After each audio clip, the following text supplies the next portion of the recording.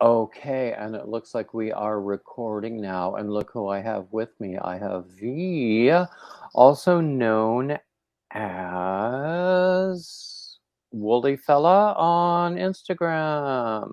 Correct, yeah. So, tell me all about yourself. Ooh, well, I am in Manchester, UK. Um, I am a bit of a crafty person. I enjoy crafts more as a kind of a mindfulness hobbies that I like to do. Mental health, as much as anything, but also because I'm just very passionate about them. I Mm-hmm. have my little spaniel that I live with, my little friend Barkley, who's in another room right now somewhere. Um, I also do dressmaking, so I've not needed to buy clothes for the last 10 years because if I need clothes, I just make my own. So I've got that I do as well. So lots of things I like to do. I also enjoy video games. I've been a PlayStation fan since I was a teenager. Um, and I'm kind of addicted to anything horror. So horror movies, supernatural movies, horror Don't scare TV, me. just horror in general. I have I my think a little lot. mascot with me that I wanted to introduce to you. This is Beelzebub, the possessed toy. Oh, that's cute. Ah. So No, I think life is horrifying enough without movies, but yeah, life can be scary. that's totally cute. Oh, So I yes, can't this is the first crocheted stuffed toy that I've made, and he's very happily demonic. I can't do amigurumi right. I've never done it so that it comes out right. So it's I just have to congratulate you on doing that well with him, I'm going especially to with step red eyes. in. He may make several appearances as we go along. Well, there you go. There you go. Yeah. So, what other kinds of things do you do? I see that beautiful shawl around your neck. Oh yeah, this fabulous thing was designed by a particular somebody, your lovely self, I believe. Was it? Yes, this was a test crochet that I did. See if I can get it Oh, closer. that was the. Oh, what did I call? Did I actually publish that one? I've got so many unpublished patterns. I didn't That's. know if you'd published it or not yet, but I thought since you're hosting me today, I thought I'd wear your creation. I tend to wear it quite a lot anyway. It's my daily wear when it's cold. Well, I But think the it's colors are it great. just sits off to one side, and it's just nice and I I like the way it suits you too. As- Well, we have the same coloring anyway. So, because I 400 years ago, we would have been like probably next door neighbors, but in Manchester or someplace in the north. Um, but yeah, it's so we have the same coloring. So I think the colors of that particular shawl are amazing. I did not know that. I was not trying to trigger you to say anything about that, but I'm flattered that you did.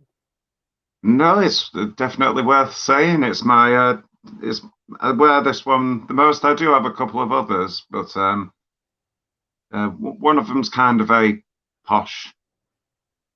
It's not really posh. It's just the only like shawl scarf thing that I've knitted with um, natural fibers. This was all 100% acrylic.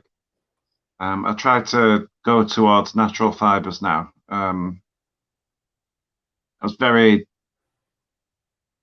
I don't know if ignorant or thick or whatever the word you would use, but I'll go with ignorance. I was very ignorant of the whole man-made fibers process and didn't even know what acrylic was made of until not long ago, which is kind of embarrassing for somebody who's approaching 40. But Oh, I'm much older than that. I and honestly, I do share that experience because I've in the past couple of years, my tastes have become much more posh. My budget hasn't, but my tastes have in terms of yarn.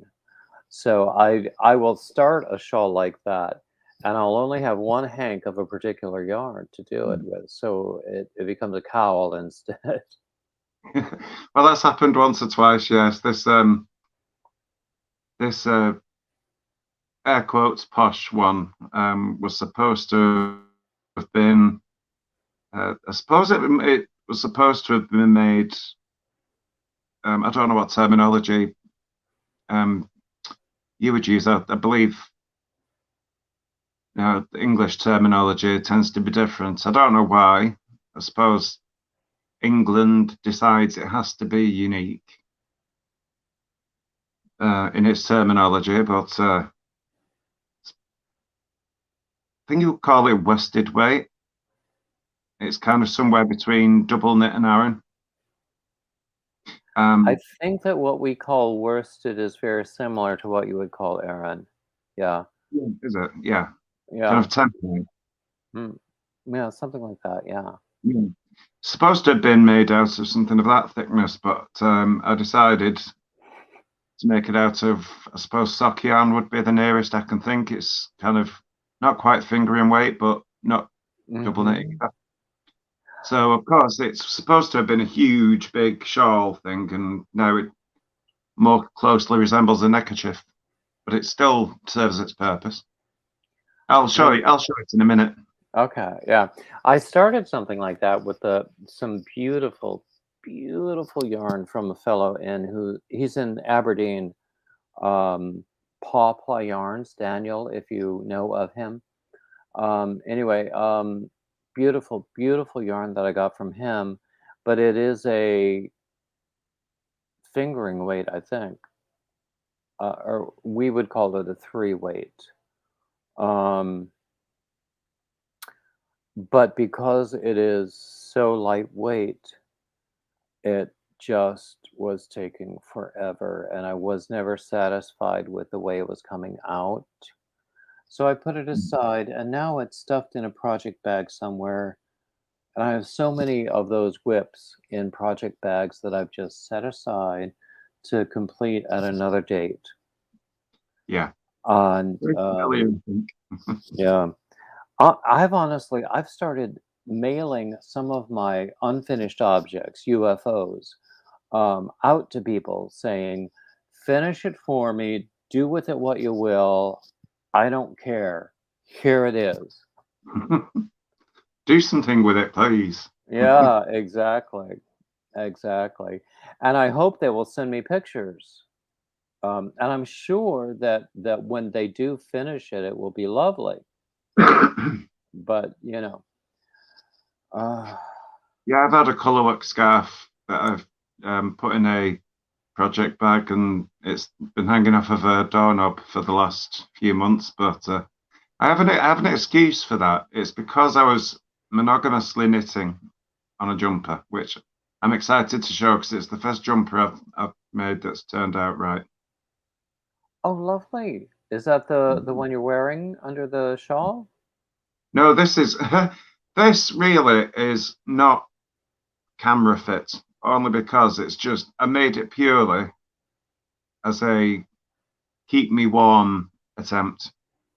'Cause it is Well, quite I have cold to say here. I love the colors of it and the way the colors just run together.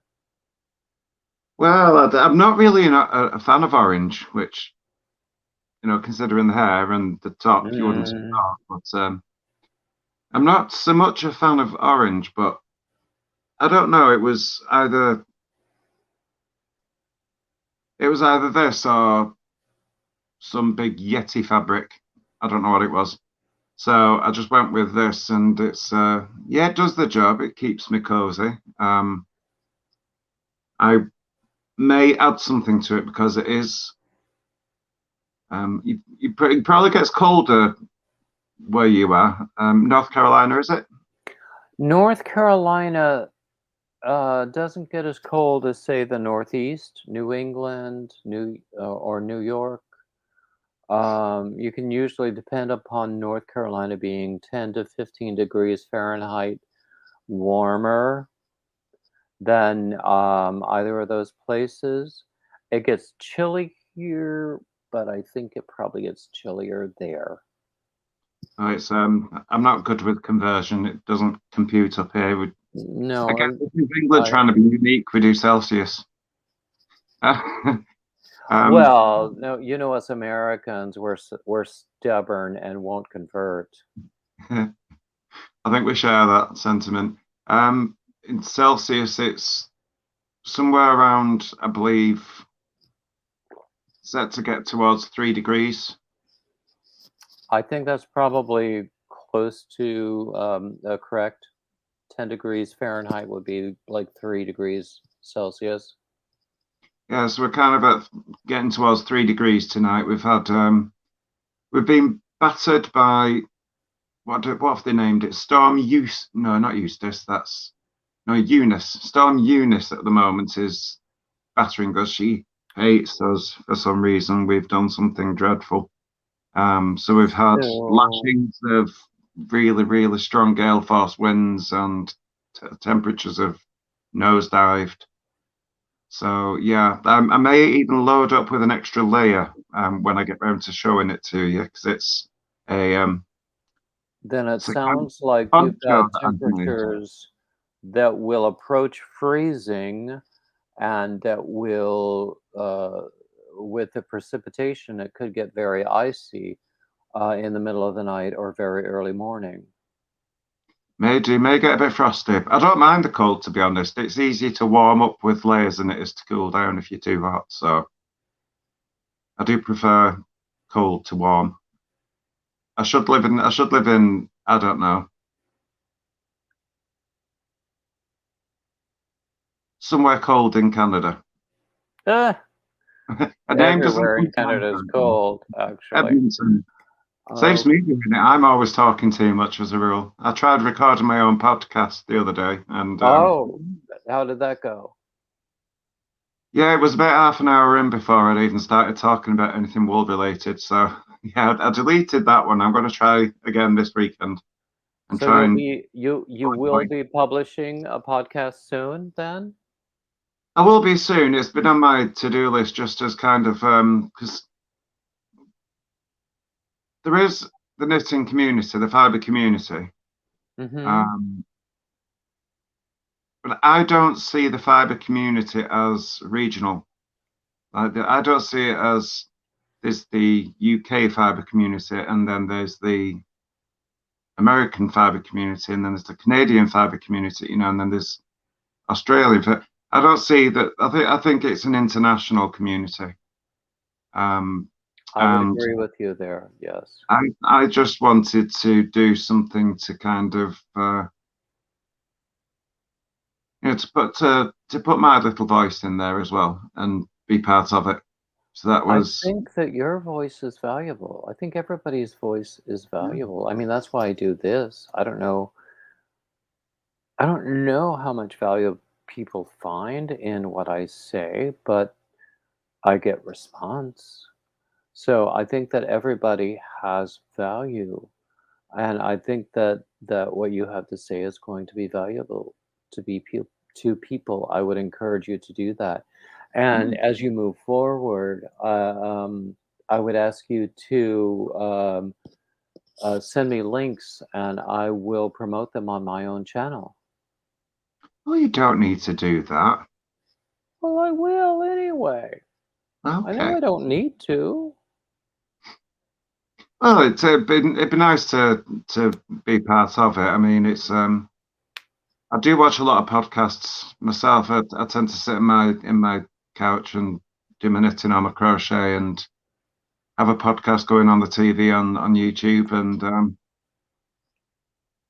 know, there's some that I really love to watch on there. The thing I find a big disparity in is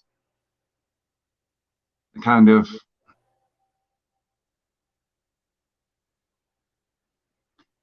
there's not as many male podcasters, male knitters that come up as there are female, and there's nothing wrong with that.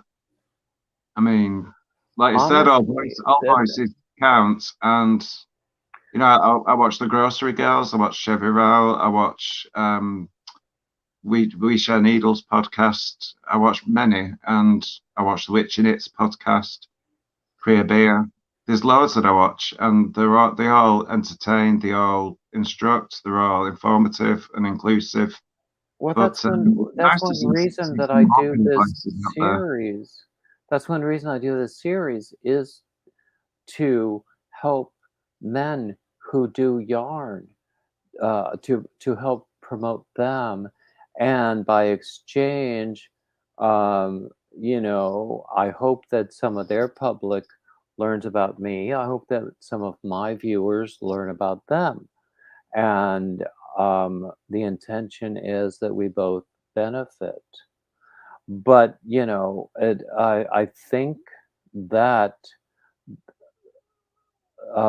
we men who do this kind of exercise, this kind of encouragement is important. Yeah. I mean, it's never about bringing anyone down the ladder. It's just about us climbing up, if that makes sense. Exactly, exactly. And honestly, I've never met anyone in the yarn community who has not been supportive. You know, that's the other thing. It just everybody. It seems to be a community. It seems to be just that. It doesn't. I've not come across anybody that seems to be isolative of anyone. Mm-hmm. And you know, I watch videos in other fields of interest. You know, I like automotive things. I like largely for the design. I like cooking things. But if I go on an automotive, particularly an automotive live stream, the feel when you just look at the chat in the live stream, it's night and day difference between that and the feel that you get from a live stream in any yarn person. It doesn't matter which yarn person you're talking about. Do you know what I mean? Yeah. So I think that yarn people, I mean, there's probably a doctoral dissertation in this. Yarn people are just so supportive in general of everybody. Probably because yarn people, most of us have overcome our own difficulties in one way or another, and are still going through difficulties in one way or another, Yeah. or have families who are going through difficulties in one way or another. And I think Does that, I find a lot when I've listened to people, and I do find myself sometimes being quite observant, perceptive when I'm not intending to be, and I pick up on some things. And one of the things I've picked up on a lot when I've watched podcasts and listened to people is the reason why they do it. Because they usually start off talking about why they started knitting, why they started crochet, why they started cross stitch. And a lot of the time, in a lot of cases, I've found that it's as a coping mechanism, whether it be for mental health or because they were going through a bad time in their life, and how that craft has really helped them through. And it has with me, with my disabilities, my mental health issues. They've been a crutch for me, real good support. And I think because it is that, I want to say, not nurturing, but it is that Supportive. lifeline to people. Yeah, yeah, It's yeah. something that keeps them going. And because it is such a thing as that, I think people do see the benefit in it and they see how it supports them. And I think I in turn they extend that support just I naturally. have They don't even I've think about it. definitely found that to be true, especially with a lot of men who do yarn. I have met some combat veterans who picked up yarn as a way to deal with With PTSD and stuff like PTSD. that. Yeah, and it has been of tremendous help to them. And then on top of that, they have gained from spreading the skill and the craft and the knowledge to other people. I mean, that's two different things, the doing and the sharing. And both of those are incredibly valuable. Hmm. I mean, my bank account hasn't liked my knitting, but the rest of my life has. My bank account hasn't liked me for years. But yeah, I think I think we're on the same level with that topic. Yeah. Yeah, And I think that spreading the word is the yarn evangel, if you will, the good news of yarn. Um, I think there is tremendous value in that. especially as it's becoming less and less known as something that your grandmother would do. You know, it's becoming more known as being something that anyone does. Anyone can do, any age, gender, identity. I think that's true. I think that's true. I think that even 10 years ago, there was a different perception, particularly about men doing yarn. But anyone doing yarn, there was a different perception. Have you observed that as well? More and more so, there is still, I don't know if it's just, again, a thing of, it all comes down to, where you live. I think in America as a whole, in North America as a whole, um, it is something that knitting and crochet is something that I think is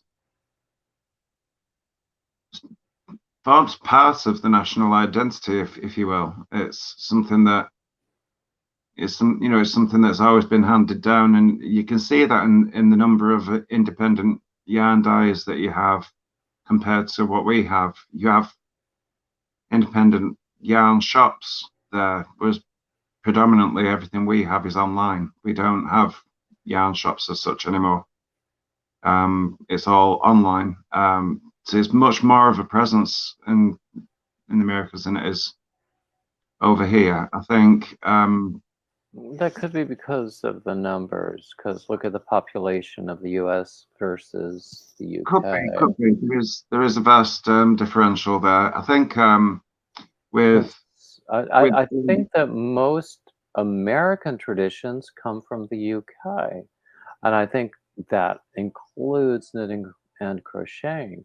There's, as far as I know, there's a huge heritage, especially in Ireland with crochet, of particularly lace. And I think yeah, that there are families that survived the potato blight famine um, because of crochet, where they could make lace to sell to the cities. oh yeah, it was that is a very it's a very known thing is Irish lace. It's kind of making the American quilt, as it were. It's making the Irish lace. Hmm. I Hmm. think over here is still catching up, because I do think if, for example, if I was to sit on a bench in the park with some knitting and be getting on with it, there'd be more people pointing and giggling than you'd like to think. Than if it was a woman sat there knitting. It's still I that don't question need to have. when you go and buy Yeah. yarn in the shop, because there are still some shops you can go to. When you go to buy yarn in a shop, it's the question, oh, who are you buying that for? Is that for your mother? It's like, no, it's for me. Kind of. Well, Still is that. I long ago learned that I don't need to have yarn on my hand to have people pointing and giggling. I hear that. You know, and I tell this joke often. People will say to me, "I've never seen a man knitting," and I'm going, "Well, you still haven't, because this is crochet." Um, but at the same time, that's how I met my local yarn buddy, because she works for my optometrist in the office. So I Right. was going to get my eyes checked, and thank God I didn't need new glasses, because these things are so expensive. I can't tell you. Even with cheap frames, the lenses are so expensive because I'm blind. Um, but yeah, that's how we met. We exchange gifts. We talk to each other all the time, and there's so much value. Do you have a local yarn buddy, or more than one? No, not at all. I mean, none of my friends are knitters or crocheters or anything fiber related, really. The closest they come is saying thank you and receiving something I've made for them. The only person I know in my life that does any kind of fiber stuff is my mother, but she lives in the hometown. It's a good couple of hours on buses from me. Mm. With my disabilities, traveling on public transport is a bit difficult, because it starts off okay, and by the time I get there, I can barely walk. So I don't tend to go down very often. But that's another reason where the podcasting comes into it, the podcast community, because it's may not Mhm. be there in person, but while somebody's happy chatting away about some new yarn or some new wool that they've bought and what they're making and showing what they have made and what they're in the middle of doing, it does kind of feel like knitting with a buddy in absentia, if that makes sense. It Although we're does not completely. exactly friends in the real sense of the word, I it's think still a buddy, that's isn't Yeah. I think that's one reason why these knit-alongs and crochet-alongs are so popular, it? because everybody is working on the same object at the same rate, especially if, like, there's one stage or one step of the pattern that is released at a time. So they're all working on it at the same time, and there's this sense of community that is built. I've never done one of those, uh, Me but neither. I think I know a lot of people who love them. Well, it's not something I've ever done. It's not something that I think I would do, because I'm not exactly very speedy. I'm not a fast knitter or crocheter. I'm very slow going. So one of the things I'm thinking about when I'm coming to my podcast is that it's mostly going to be, here's an update on what you saw last week and the week before that, and probably what you'll see next week. Well, I mean, Tune in this time next year for my first finished object. in terms of this kind of social media thing, you just determine how often you want to do it. You don't have to do it every week. You can do it every other week. You can even do it once a month. I know people who do it once a month. I know people who are very popular who do it once a month. And their monthly podcasts are immensely popular. because they're fun to watch and they do really great work. So, I mean, that's just my 2 cents. What do I know? But it's totally up to you. If you think that once a week is doesn't give you enough time to show sufficient progress, then do it every other week. Yeah, I think it's just going to be one of those. I'm not going to put a time on it. It's like I'll Mm-hmm. record something when I feel like recording something. If it's 1 month or 2 months. And there are people who do that as well, Mm. So without any kind of a regular schedule. Yeah. Do you want to talk about some wool stuff? Hmm? Do you want to talk about some wool stuff now? Of course. Show me what you've got, boy. Well, I honestly, I really do love the pattern of the color pattern of the sweater that you have under the shawl. oh, Well, of course, I love the shawl that you have that because it's my pattern, but no bias there whatsoever. No. no, of course not. Yeah, it's just very nice. I drafted my own dressing gown pattern, just because I didn't have a dressing gown pattern, so I thought, stuff it, make my own. But I don't like the open front where you have to wrap it over and then tie a belt around and truss yourself up. I found it just easier to keep it all one piece and just slide it over your head. So it's kind of a non-opening dressing gown. And so that Pockets and everything. And so that color variation occurred naturally because of the yarn, or did it take planning? Oh, it's fabric, so this is sewn rather than Oh, it's knitted. fabric. Oh, I get it. Yeah. Okay, I still love it. I think it's great. Yeah, Yeah. I started to make a dressing gown of my own, but I found it wasn't going to look right on me because I'm oddly shaped for a man. I used to be very, very, very, very, very, very, very, very, very, very, very heavy. So, and my body still shows it. Yeah, I got very, very, very heavy. I just chose to stay that way. It's easier to put weight on than it is to lose it, and I just take the easy road. Actually, I think it was just last week that I did a podcast because it was like the 20-year anniversary of my bariatric surgery, my weight loss surgery. Right. So, I love the way the colors worked out on that. Yeah, it's just a variegated yarn. Those are No my need to change favorite, really. it. And it's just worked out really, really nicely. I do love, and the way that you designed the pattern as well, it gives it really good stretch. And Now, did I show you this one? This one is this one uses a Tunisian mesh stitch. And because I only had one hank of this yarn, it became a cowl.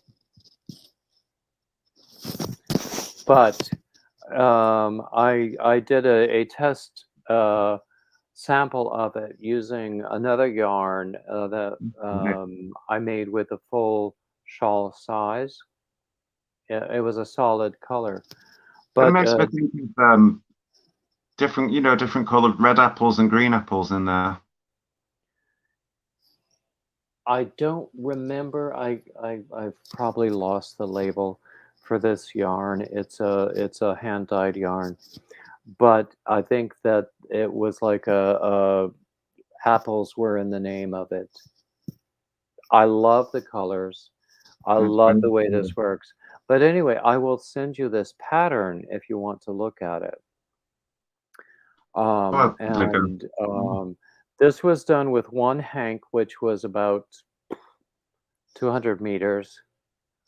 225, somewhere between 225 and 250 yards. Um, but if you have more of any one particular yarn, it would work great.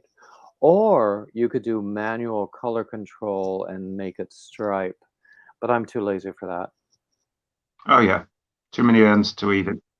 Mm, oh, I just started a project that includes a ton of ends. Because some of my patterns do include a ton of ends.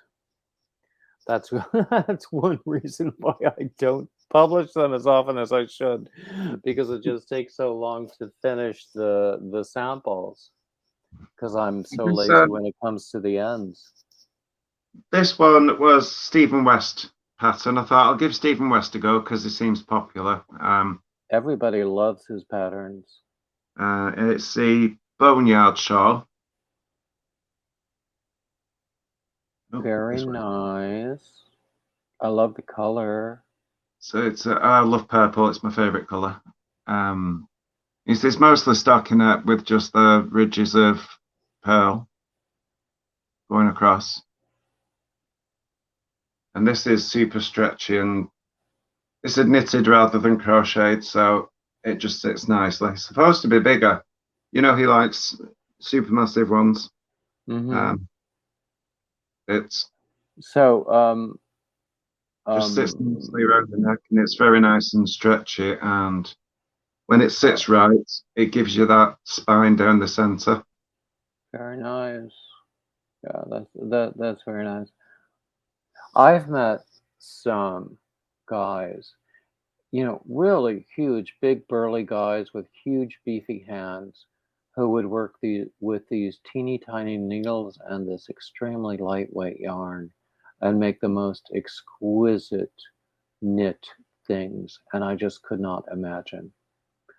And one of them, um, I think he was just starting a project, and I asked him, "How long do you think that will take?" He said, "8 months." And I'm going, 8 months? I don't have patience for 8 days.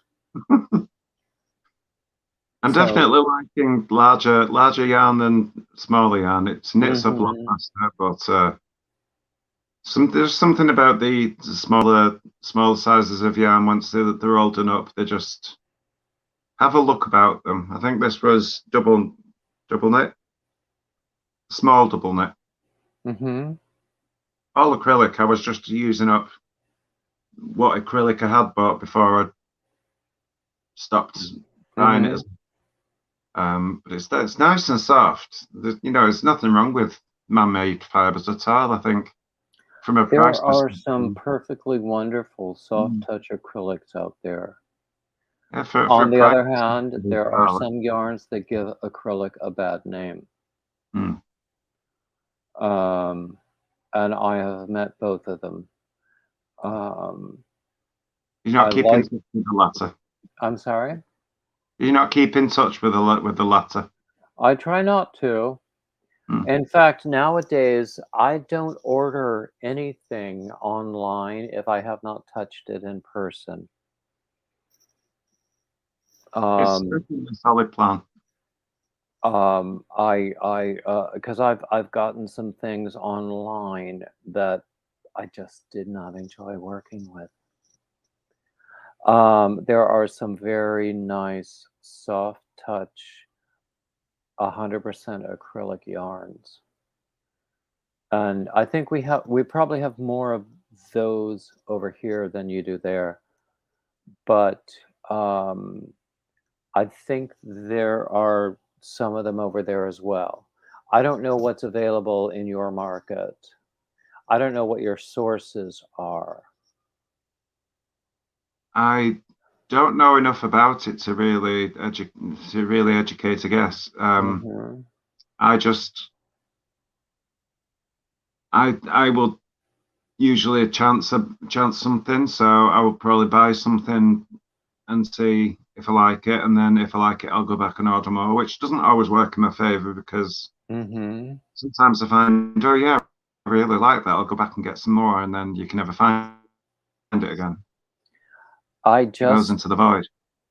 Just this week I started a two-tone project, and then I realized that one of the colors I didn't have enough yarn, and so I had to order more.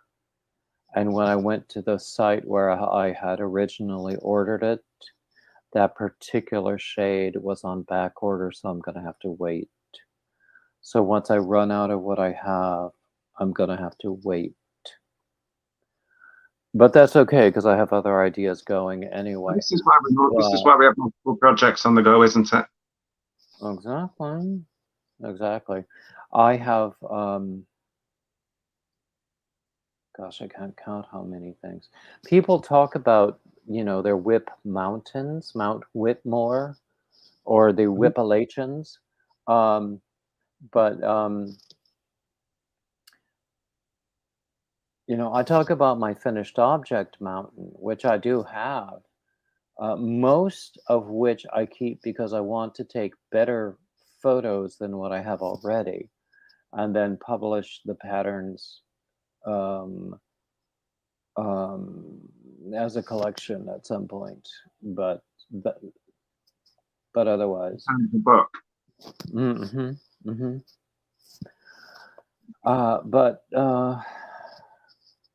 But I've got a lot of whips now, which I think is a good thing, because winter's a bad time for me. So I've decided that spring has come early, because just this week I had a bunch of new ideas.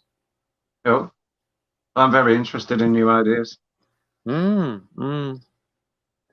Well, I find that in winter I come up with winter ideas that no one's going to complete until next winter. But yeah, you always start 6 months in advance at least, don't you? I don't. I should, but I don't. But I'm knitting for spring and summer now, so I'm a bit behind from what I would like to be. Like I said, just finished one jumper which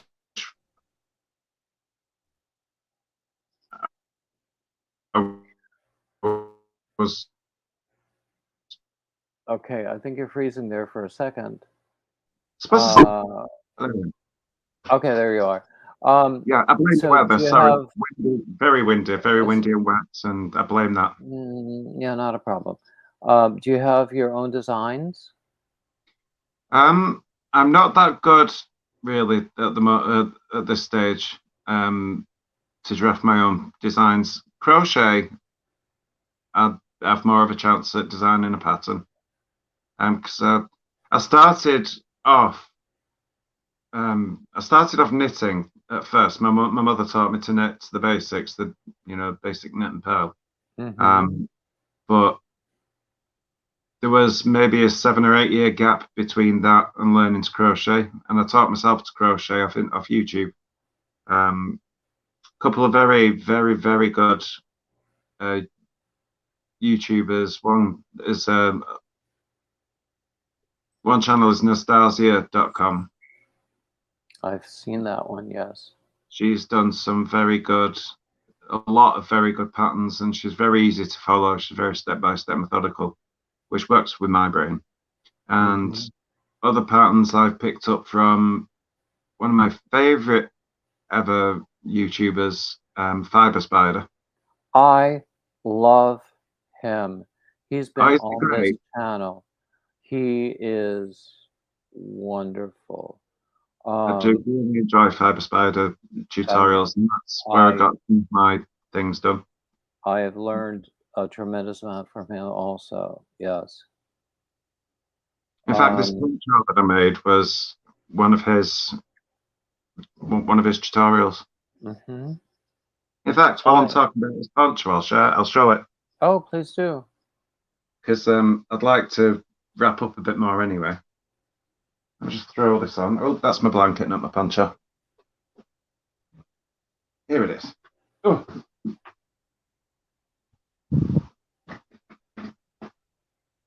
Oh, I see the granny stitch. He loves the granny stitch. He is a big fan of the granny stitch, isn't he? Oh, Yes, and I like the colors. That's another variegated yarn with the that it just it is. This is it's I love variegated yarns that do that kind of accidental pooling. yeah. I don't think it. I don't know if it was intended to do that or not, but that's how it worked out. And it's I believe it's Jewel Spun is the name of the not the brand, but the line. I don't know if it was a Serdar. Might have been Serdar. I think there's different terminology for yarn. Some people talk in terms of plies. In the U.S., we tend to talk about numbers and labels for weights, and we talk about yardage or meters instead of like how many ounces or grams the skein is. Whereas in other countries they don't. So, you know, it's just learning to talk in different languages, really. Mm. Learning how other people talk about the same things. But yeah, I love the way that the I would call it accidental color pooling or unplanned color pooling. The way it works with that. It's doing that usual video thing where the colors look different on the camera than they are in reality. Well, they usually do, yeah. If you get closer, you can see that the orange has got some purple in, the purple's got some blue in. Mm-hmm. There's white with pink, and all of the colors. They're not just one color. Mm-hmm. That's where the Jewel Spun name came into it, because they just shimmer and change color depending on Mm. where you look. But it came out as a really nice It looks super large, nice and warm. super large wrap. And yeah, that was a fiber spider tutorial. So that's kind of where I got hooked, because this was the first thing of his that I tried, and it worked out extremely well. So I've done other things with him, and well, not with him, but from him. Yeah. I And mean, they always seem to work out well. yeah, I've learned so much from his channel, and he's a genuinely wonderful guy too. We've become friends offline as well.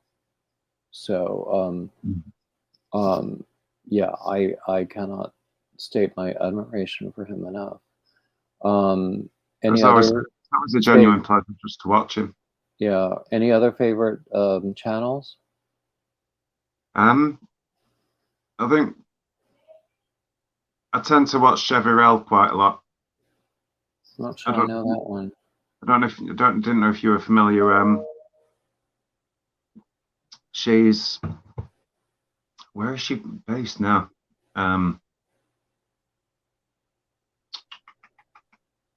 I can't remember where she's. She said that where she is, it's very flat. There's not really any mountains anywhere. It's all just Okay. fields. Oh, we were talking about Chevirel. Okay, that's a channel I don't think I know. I would highly recommend, unless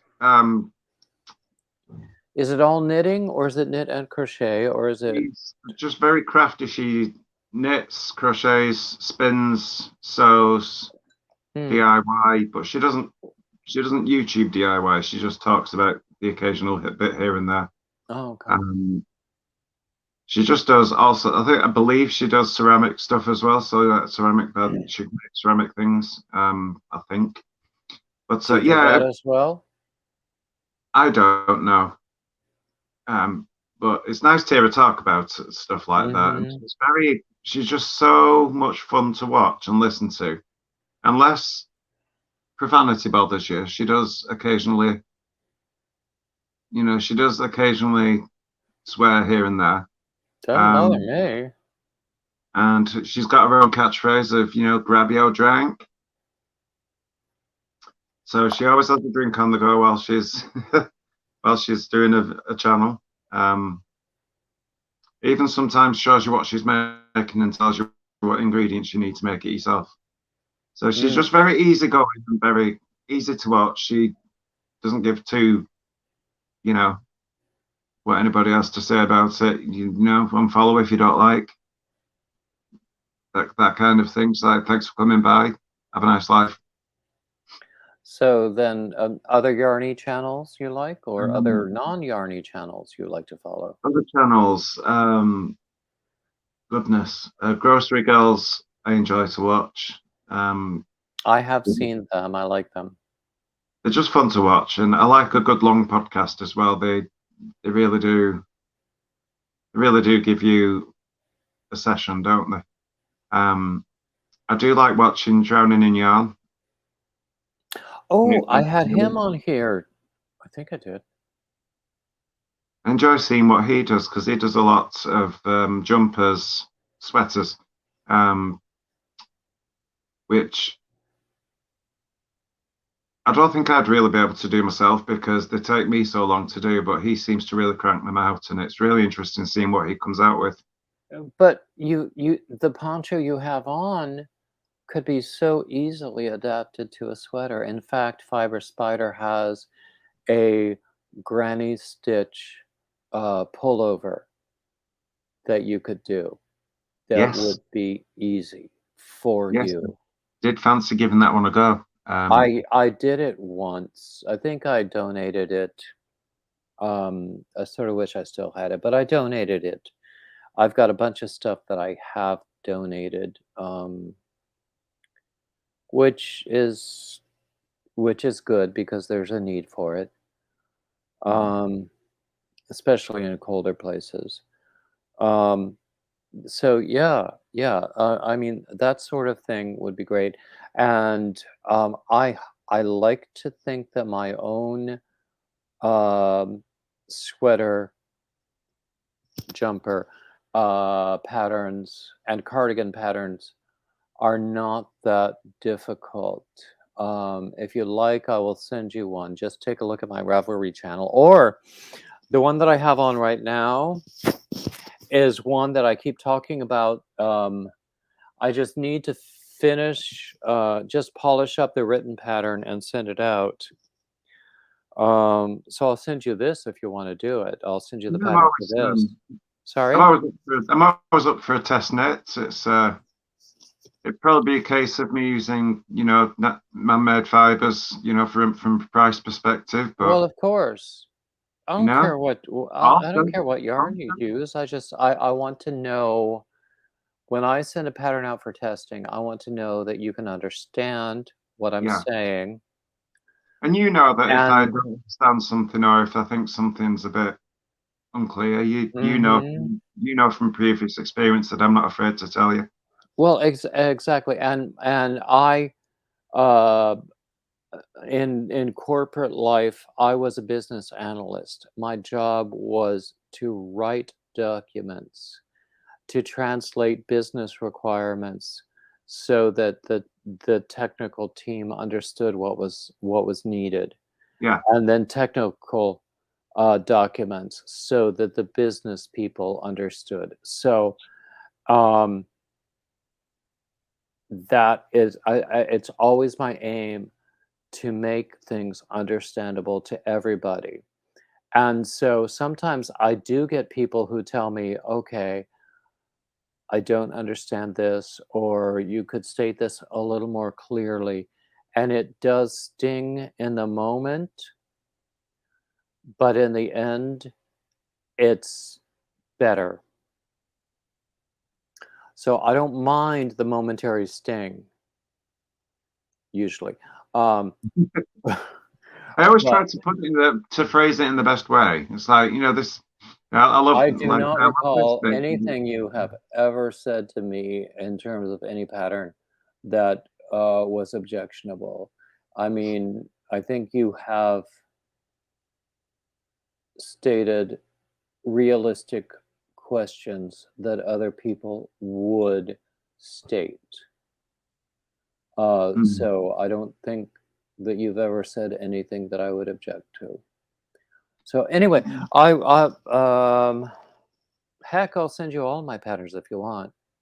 Oh, well, I'll buy them. I'll go on Ravelry and I'll pick them up. Well, I'll send you a coupon for one of them then. Or I'll send you this one, which has not yet been published. It's the one that I keep saying I need to get it published, by golly, and I've been saying it for 2 months now. But I don't know why. And since you did that Tunisian shawl for me, and I've been wanting to do more Tunisian now, especially with the diagonal shawls, I will be calling on you more. I look forward. I do like Tunisian. I've done a couple of entrelac projects that I don't have with me, so I can't really show them. But I've got photos on my Instagram, and I've done another. It was a Nastasia video that I followed, the wave stitch, zigzag wave stitch. I think it was chevron. That's the word I was looking for. So it's kind of like, was that with Tunisian or? Yeah. Okay. Okay, I've seen that done with Tunisian and with regular crochet. I haven't done it with Tunisian yet, but it's really easy once you get a few rows done. It's really easy to remember. There was a period where I put it down while I did something else, and I put the Tunisian chevron blanket down for a good 6-7 months. And by the time I came to pick it up again, I didn't need to look at a tutorial or anything. It was just pick it up and carried on.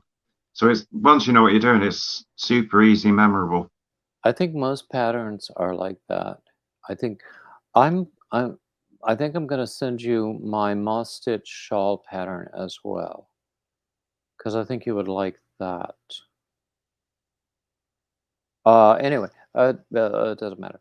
Can I show you my posh shawl? Of course.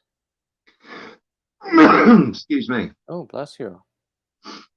So this was the campfire cozy that I found a free pattern on Ravelry. Supposed to be a lot bigger, but like I said, I used the wrong thickness yarn. But you should be able to see there's the garter stitch at the beginning, which then goes into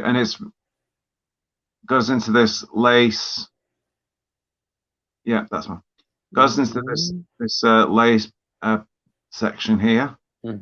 So super nice. And back into garter stitch, and then a nice bit of stockinette, and then the border. But it's just the texture of it, because the garter it comes up quite a bit more raised than the rest of it, because of the nature of the stitch. So it just gives it that nice raised texture, which is really nice. And the two different dyes. So this, I like that. Cream, I would call it, beigey cream, is the little speckles in it. Is I mean, all of the ones I've got are UK dyers. Support local kind of attitude. This one was Sheep on Mars, is the brand. She was based in Somerset. And this one was, I believe, well, this one didn't have a name, it was just a number. And this one was called Russet Sparrow by Pigment and Ply. If you want to send me links to those dyers, I will include those in the description as well. Yeah, I'll send you an email after with the links on. Yeah, please. Every link that you want me to include. Sheep on Mars was an Etsy shop. But Pigment and Ply have their own website, so they may even ship internationally. I'm not sure, but it's definitely super nice. Well, And so most of them will if you pay enough for postage. Yeah. nothing's cheap these days. Why can't something be cheap? No, nothing is. Well, people sometimes. Well, I think I've met those very same people. We might. Exactly the same problem. Okay then. Let's see. What else shall we talk about? Well, I have a bit of brioche that I've done to show you. Lovely. Now, my obsession with purple coming through again. But this was just Stephen West again, a tutorial video on doing brioche. And this is, I believe you would call it a rustic feel to it. Is It that does right? look rustic, yeah. Feels a bit toothy. Toothy, yeah.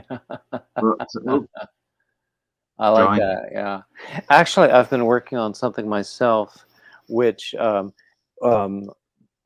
uh, I can like in crochet. I could reproduce a brioche feel, so that on one side it looks like it's more this color, and on the other side it looks like it's more that color. Is that just crocheting through the back loop? Yeah, it's back loop single crochet all the way, and changing color every row. That's why I have all these ends to sew in at the end. But You do like a good back stitch. it's don't we all? This was But a towel. I was going to make a scarf, but I got kind of.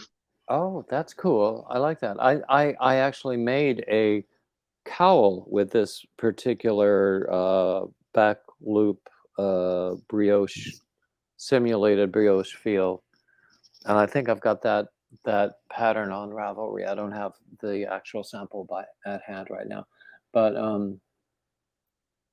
that looks very nice. I just liked these patterns that I kept seeing and that people were doing on these podcasts of brioche, Mm-hmm. and, especially how you turn it over and one color's more dominant on one, depending which side you're on, and how stretchy Mm-hmm. it tends to be. Like it is very stretchy.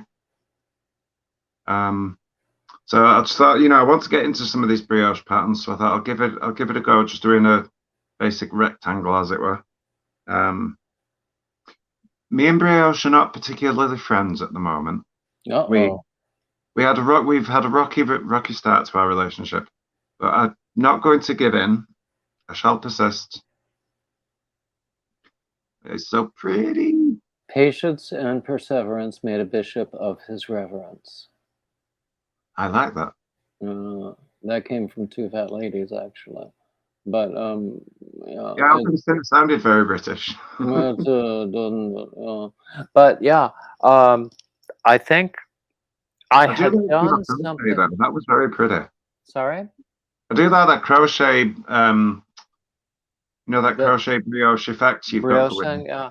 I had done something else with this, and then I was at a knitting retreat where I think one of the particular, or it was a yarn retreat, which was primarily focused on knitting because more people knit than crochet. But they were talking about brioche, and and once I got someone to explain to me what brioche was, I started thinking, you know, I know how to do that in crochet. So that very day, I started something new, and I wound up with another diagonal shawl using this. Um, but then I've done a few other things since then, and I like to do that. It has that stretchy feel, and um, that bi-tonal, if you will, feel. Um, so Yeah, I've used that stitch as kind of a crochet ribbon before now. yeah. So I don't remember where I was going to go with that story, but I think it was going to be terribly clever. Um, but then most things I think are terribly clever in the end, not so much. So, That's lots of clever things to talk about. I'll show you a hat. oh, great. Love This hats. um, this yarn was my favourite yarn dyer, but she no longer dyes yarn anymore, so I'm a bit sad. Mm. But it's a nice double knit. I Variegated. like those Seems to colors. have Yeah. cooled a bit in places, which I love. But yeah, it's probably my favourite hat that I've done. It's always a conundrum, isn't it, when you've got more yarn than you've got projects in mind? Well, I can come up with more projects, believe you me. But oh, I like that. But yeah, I think everybody's made this at some point, was the sockhead hat Mm-hmm. off Ravelry. And yeah, this was a, a British yarn dyer, which I believe is popular in the States as well. I think you might have heard of West Yorkshire Spinners. Probably, yes. This was I think it was Juniper is the colorway. I think I've seen similar things done with it's all back loop single crochet um, with whatever yarn you have. Um, and then you just bunch it up into that kind of a hat. Yeah, I like to wear it like this because that's how it says to wear it. It's kind of Mm-hmm. ribbing border all the way up here. But Mm-hmm. sometimes I do wear it as oh, that's that's a good look on me. Ah, Sometimes I like to just kind of give myself a bit of a brim and wear it as a beanie. actually, I think it looks better as a beanie for you. I think so. I don't think sockhead suits me, but Yeah. I So like yeah. that. So I like that. Yeah. I have Mm. a thing for blue when it comes to. Speaking of blue, this is a my current favourite yarn dyer in the UK at the moment is. Oops, where is it? How do you do that now? I've seen them do this on podcasts. Anyway, Mm. it's called Cat and Sparrow. Mm-hmm. That's the name of the dyer, and it is the dark and stormy colorway, and it is 400 meters 4-ply fingering. It's 55% BFL and 45% silk, and it is. Oh, Oh, that's bad heady. that sounds Um, nice. but it is so lovely and squishy and soft. Mm. It is skin soft. That sounds lovely, yes. And so far, I think I've got about 2,400 meters. Mm-hmm. I need to get maybe another 800 meters to make this jumper that I want to make. Ooh, that sounds like a big project. It's, I think, at £21.50 a skein. It's not cheap. I can probably buy one, maybe two skeins a month. Nice yarn is not cheap.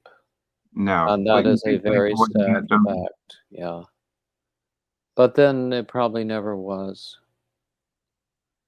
I'm really digging the mug that you're drinking out of. Oh yeah, it's my pride mug.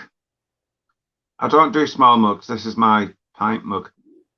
Well, that's why I use this big glass here. I love cobalt blue glass anything. And honestly, I found this at a thrift shop for 99 cents. There was only one of them, but that's all I needed. There's only one of you. Well, there you go.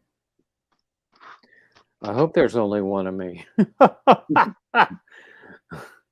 We only need one of me, I can tell you that. There's another Countess ablaze that I've been keeping because, like I say, she doesn't die anymore. I love that. But isn't it beautiful? How many hanks of that do you have? Oh, I think I might have 2. What are you Yes. gonna make with it? I was thinking because it's again 4-ply fingering, BFL and nylon, 75/25. So there's about 850 meters total there. It may be enough for a shawl,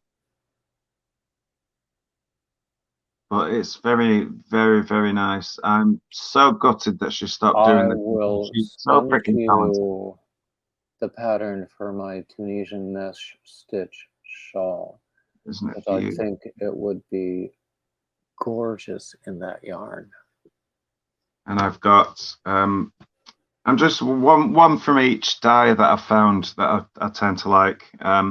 This is one of my other favorites. There's a company called a dye called Black Elephant, Mm-hmm. hand dyed in the UK. This is the Thunderstorm colorway.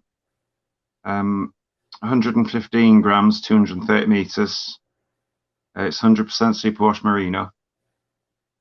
But it is very, very, Oh, very, that's very nice too. Yeah. very pretty. So I mentioned to you my friend Daniel from Pawply Yarns. He's in Aberdeen. Yeah, I think it's pawplyyarnco.uk, something like that. Anyway, look him up. He has gorgeous, gorgeous colors. In fact, hold on a second. I could just play Okay. with it all the time. Can you see what's in the background right here? I can, yes, that's pretty. That is some of the yarn that he did. That is one that he, a colorway that he and I designed together. Guess what we called it? Ginger Bear. Ginger Bear, I love it. I play on Ginger Bear. Exactly. And, you know, he only did it once, though. I could only afford to buy two hanks of it, but the rest of it got snapped up quickly. I can imagine. Because I think it's gorgeous stuff. Oh, what you got there? A sock. I'm only going to show you this one because the other one didn't turn out right. So I've only got one good sock in this pair. That's the way with socks, isn't it? I just love the colorway. So do I, yeah. I can't remember what it's called, but again, purple, it got me. But I love that there's reds in there and browns and pinks and blues, but you just get the overall purple. I think it was called the colorway's Cassiopeia. Oh, wow. It's just who dyed it that I'm struggling to remember. You have to know a little bit of mythology to know Cassiopeia. But Cassiopeia is Greek mythology, isn't it? She I no, don't remember this. She wasn't the Minotaur's victim. No, that was somebody else. I can't remember the story. I just remember the name. In fact, I think I went to college, university, you would say, with someone named Cassie, whose real name was Cassiopeia. It's a beautiful name. So yeah. Annie Y. Yeah. Oh, what you got there now? This was another sock. This is an over sock, so it's kind of a slipper sock, as it were. So just go. It's made out of a large double knit, and it just goes over your socks. So when you do those like slipper socks, do you put something on the bottom so that they grip the floor? I haven't with these, but that's really only because it is quite a squishy yarn anyway. Mm-hmm. So it has that spongy feel to it to begin with. I suppose I should put something on the bottom, but I walk around this house in sock feet all the time, and it's just socks from the store, not anything I've ever made.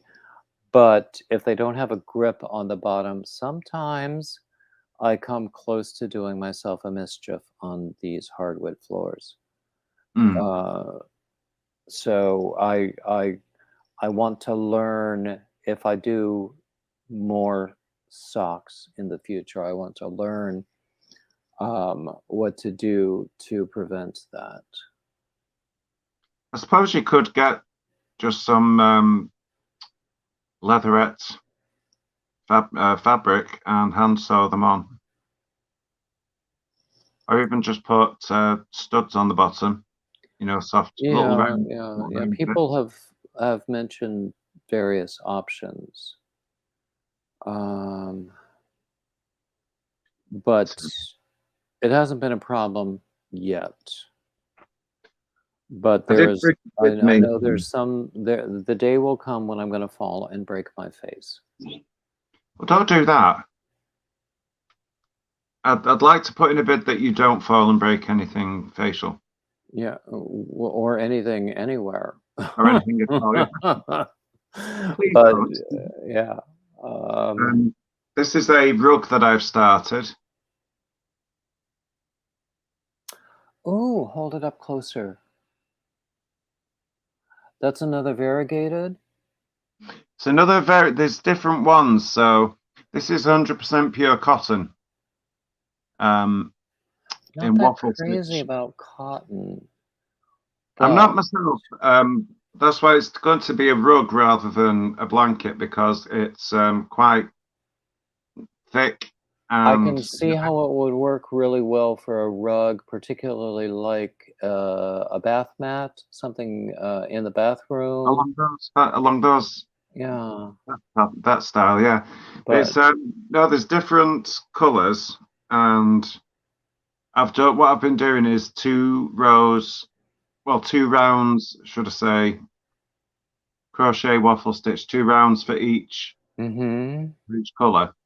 So it was an attempt really at trying to make it. I'm never going to get the hang of this camera. I'm trying to make it kind of blend in, as it were. Well, I like the way the colors work. I think it looks very nice, at least on camera. You can see the colours much more clearly in person. I don't know what it is with this lighting, but it's not.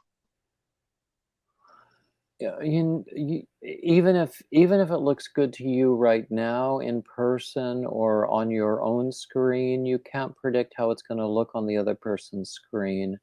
I just give up trying to control it. I think you can see better from a distance the changes in the colours. Yeah. So how big do you intend to make that? I'm just going to keep going until I've run out. This is really just a exercising using up my stash. Well, there you go. Yeah. Because I like stash buster as you exercises. can see from this big pile behind me, this is my monstrosity, which is my fabric stash. I named it, actually. I've given it a name. This is Anastasia. There you go. I like that. Yeah, we do like a pun in the UK. I like a pun too. I'll show you actually some fabric that I want to use, because this is going to be my next one of these orange things. I like that color. It's such a nice lilac-y purple, and it's super soft. Super soft wool. Well, not wool.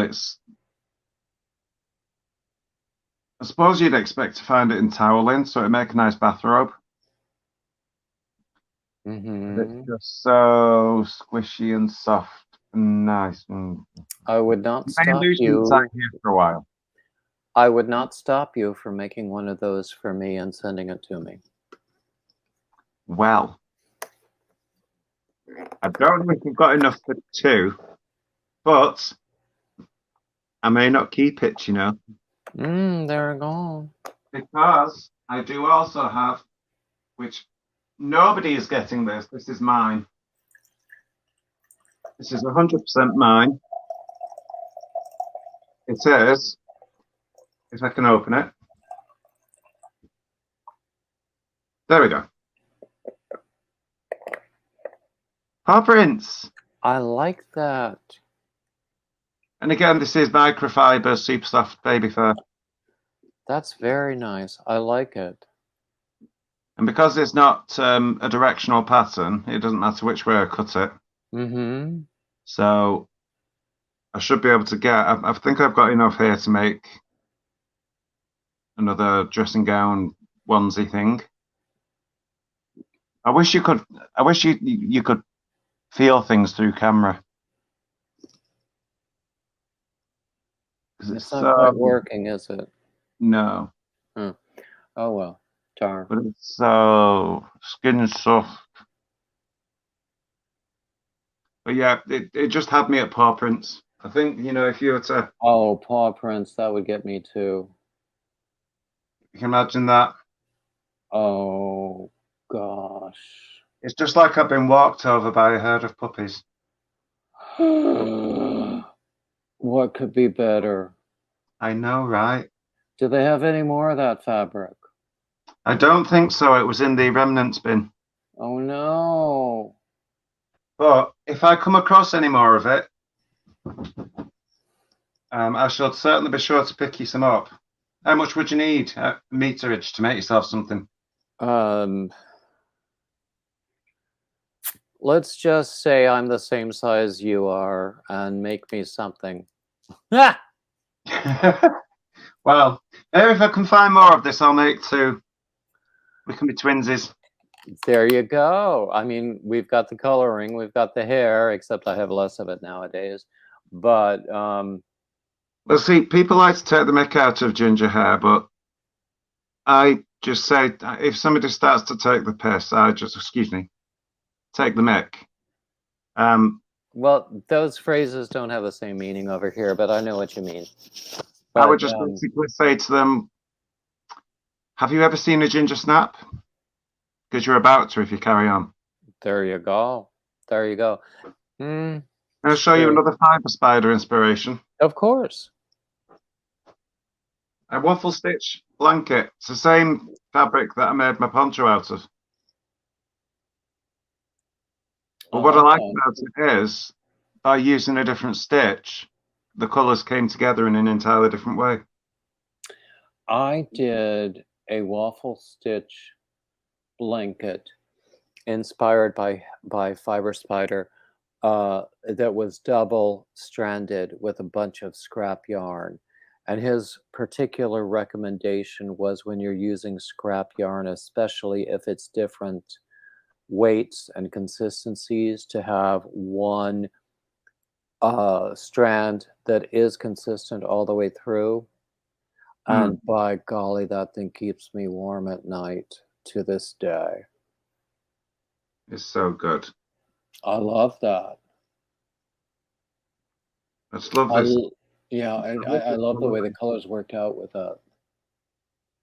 The purple in it really got me, but just having that along with all of the other colors mixed in with it, just... Now, what I'm getting in the lighting is a lot of brown and orange and some blue and some cream. It's very heavily purple. Okay, when you hold it up close, I can see the purple. But from a distance, I wasn't getting that as closely as much. Yeah. It might be the lighting or just... It probably is the lighting or the camera or my monitor or who knows what else. But I think it's gorgeous. And is that complete? Do you use it as a blanket now?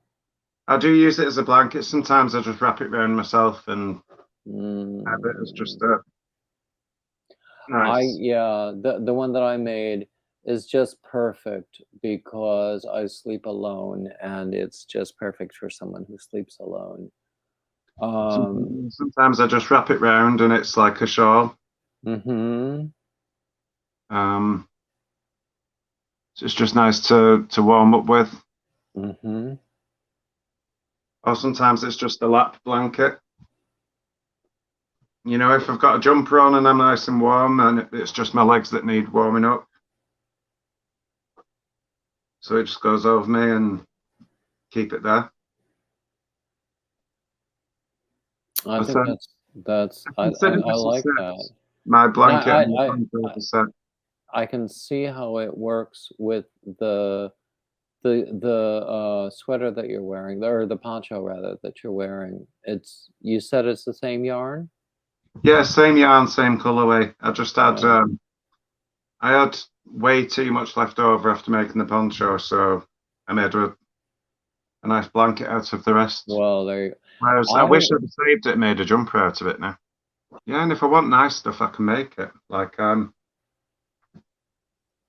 I consider this nice. I'm not really into yellow, but the fabric, again, it's one of those you'd have to feel it's really super soft, but just a plain t-shirt. Nothing fun, nothing special. So that's like t-shirt fabric? Yeah, it's just t-shirt fabric, but it's so soft and airy. Actually, people do a lot of things with t-shirts, thrifted t-shirts. They make rugs. They can reconstitute yarn out of t-shirts. Mm-hmm. They do all sorts of things. I have seen people making like mats and pallets and blankets for homeless people out of plastic shopping bags. And it works. And, you know, there's a need there for it. And plus, it's the recycling aspect of it. I mean, why throw it into Exactly. why throw it into somewhere that's probably going to end up in landfill when you can make something out of it? I've only two things left to show you. Okay, cool. What you got? I have a cross stitch that I'm working on. Ooh. Now, my sister is a cross stitch maven. She loves cross stitch. Well, you'll may have noticed I have a particular love for doggos, for pooches. Well, me too, of course. So I started a spaniel since I have a spaniel.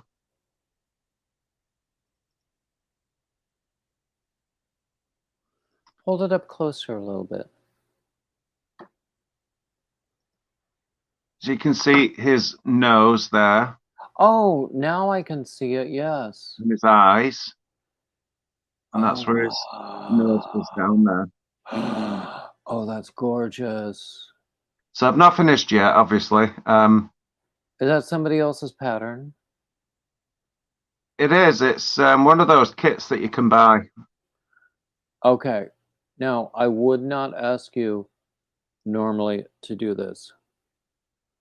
But if it's a pattern that you could potentially share by email, or at least send me the link where I can buy it for my sister, because I'm not into sharing paid patterns unauthorized.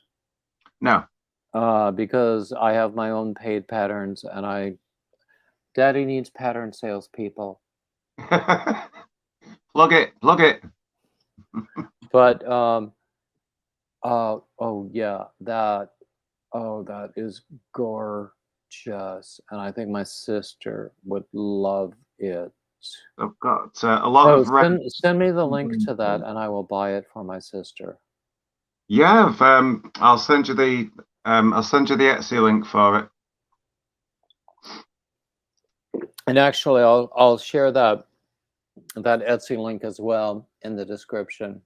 Because Not expensive at all. I think it probably cost you more to have it shipped overseas than it actually cost you for the pattern. But Well, you should yeah, be able to find probably. one. It's not one of their own, it's just one that they stocked. So you should be able to find it. Well, we have, colored floss here and different kinds of fabric and hoops as well, and needles. Mm. So, um, So there's but that. I think that my sister would love it, and if she did it, I would hang it up behind me right here, wherever, whatever. With the others. But yeah, it's a very good project to do. I've actually taken to cross stitch. It's just had these other projects that I was working on and had too many things on the go at once. So I just decided to put some things down and focus. But I have my jumper that I want to show you because it's my favorite thing I've ever knitted. Oh, please do. It's a Rowan pattern. It's a Rowan knitwear. It's a Latham pattern.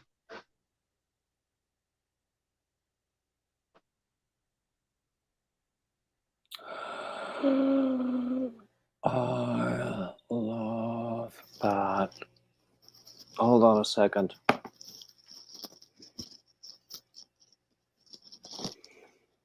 Have you seen this?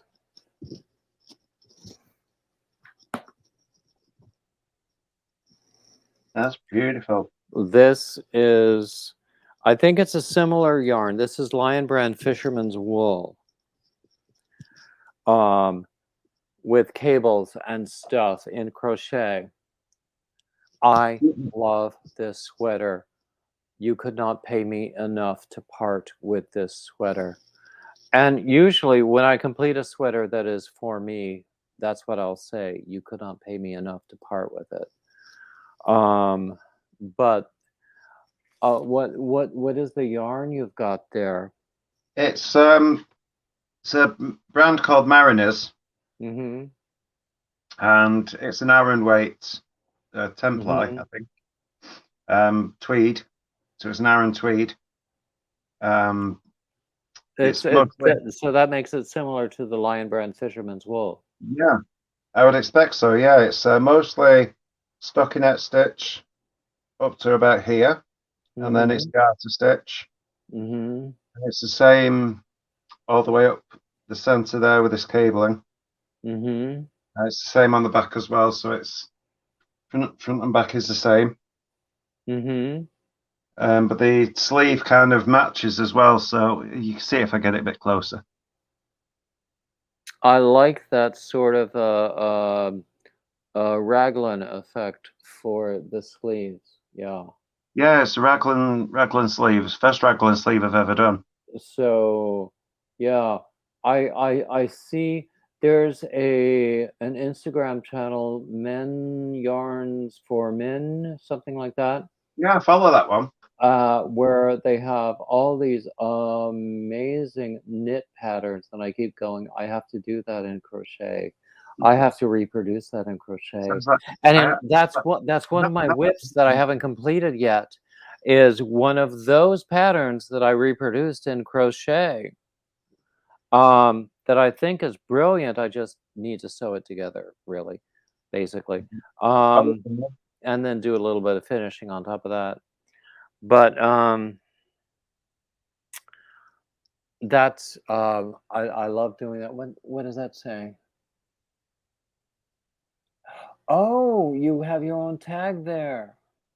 Yeah, so I didn't design it. It's not my design. It's a Rowan pattern, but I'm going to put this on everything that I knit and crochet, so I can show it's something I've handmade. Yeah, it's I like to make for me. I think the only thing I do plan to sell at all is project bags. So at some point soon, I'm going to have my own. I've got my own Etsy shop started. I just need to put stock in it before anyone can actually do anything. I'm going to use a lot of this mountain of fabric that I've got behind me that I've stashed up. and just make project bags with most of it. And Well, send me the link to the Etsy shop as well, and I'll post it. And then people will probably be watching this for the next few years, I hope. And so as you continue to stock up your Etsy shop, the link will be more and more valuable. yeah, it's just something I thought I'd do. And you can never say no to extra pin money, can you? I certainly can't. So yeah, my wage will probably just about cover my bills and rent, and any money I make off project bags will go towards funding my wool stash and my fabric replenishments. So yeah, that's exactly where we are. Anyway, we've been talking for almost 2 hours. Could you believe it? I just noticed the clock now. Wow. How's that been 2 hours? How would you like to, what would you like to leave our viewers with? What kind of knowledge, what kind of information? I would like to say that, and this is something that I've had to learn myself as I've been going through knitting and crochet, is that you should expect for things to not always work out when you're working away at a knitting project or a crochet project. Sometimes it will go wrong, and it's okay.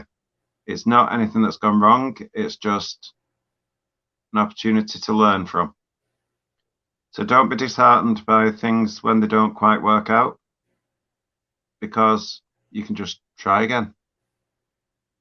And I think those are very wise words. Enjoy the process, not necessarily the end product. Those also are very wise words. I think that's great. I have had a wonderful time chatting with you. I hope we have many times chatting offline in the future. In fact, when I click end, I hope you will stay around so that we can chat a little bit more. Absolutely, yeah. I mean, I've got your email address now, so you've no escape. Yeah, there you go. There you go. So anyway, I think I'm going to end the recording now, but I want to thank everybody who's watching and people who come to this whenever you do. Like, subscribe, comment, share, keep coming back, all the standard YouTube crap. And that's all. And thank you, everybody. So I'm going to click end record now, but stick around.